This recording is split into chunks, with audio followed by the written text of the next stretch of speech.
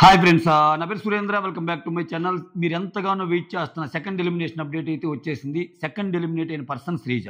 అయితే ఎలా ఎలిమినేట్ అయింది అనేది మాత్రం రావటంలా. సో డీమాన్ ఎలిమినేట్ కాలేదు అని ఒక 2-3 గంటల ముందు తెలిసినా ఎందుకో అంటే ఫైనల్ అప్డేట్స్ వచ్చిందాక చెప్పలేం కదా. డీమాన్ గేమ్ పెంచే ప్రయత్నంలో కూడా బిగ్ బాస్ టీం ఉందంట.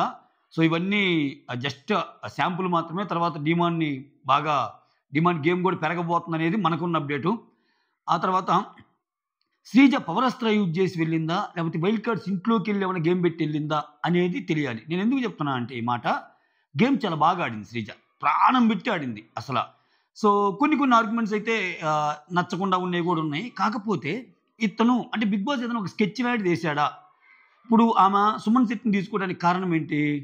సో సుమన్ శెట్టిని తీసుకుంటే నాకంటే బాగా ఆడు కాబట్టి ఈజీగా ఆయనతో గెలవచ్చు అనేది కదా ఈక్వేషన్. ఒకవేళ అంటే ఇది జరిగిందో లేదో నాకు తెలియదు. ఒకవేళ వైల్డ్ కార్డ్స్ లోపలికి వచ్చాక వాళ్ళకి ఇలాంటిది గేమ్స్ పెట్టినా, లేకపోతే వీళ్ళిద్దరిలో ఏమన్నా సుమన్ శెట్టి శ్రీజ మీద ఒక గేమ్ ఏమన్నా గెలిచాడా, ఎవరిని తక్కువ అంచనా వేయొద్దు, సో ఎవరైనా గెలవచ్చు అన్నట్టు ఒక ఈక్వేషన్ ఏమన్నా చేశాడా?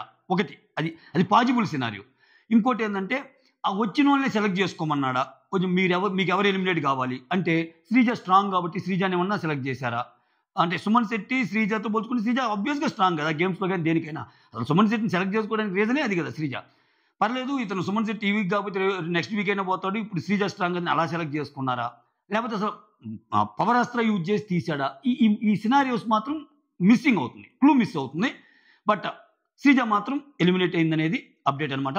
That's it. చాలా షార్ట్ వీడియో మీ ముందు ఉంచే ప్రయత్నం చేశా. That's all. Thank you so much. Signing off me Surendra.